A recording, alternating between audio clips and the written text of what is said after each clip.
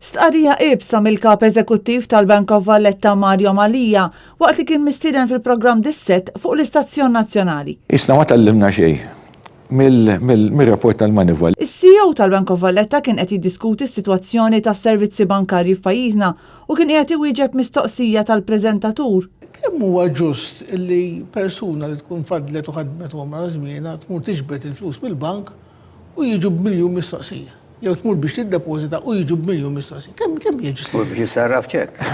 Isna ma tallimna xejn mill-rapport tal-Manival li għadu kif ġie pubblikat. Illum Malta għandha problemi għaliex il-perċezzjoni barra minn Malta hija illi hemm ċerta riskju ta' money laundering.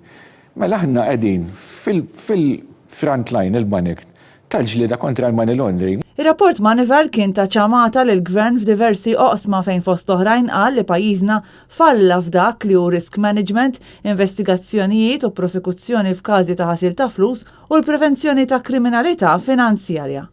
Mario Malija kien qed jitkellem fid-dawl tas-sitwazzjoni li qed tiżviluppa għal dak li hu ħasil ta' flus u l-effetti ta' dak kollu fuq il-banek. Folja nqalbet illum il-kuxjenza fuq il-money laundering mhijiex dik li kienet 5, 6, 10 snin ilu.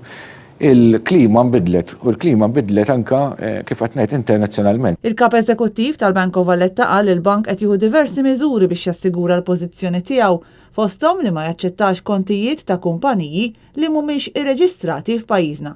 Dan fid-dawl tal-klima dejjem tinbidel fid-dinja bankarja mhux biss lokalment imma anke internazzjonalment.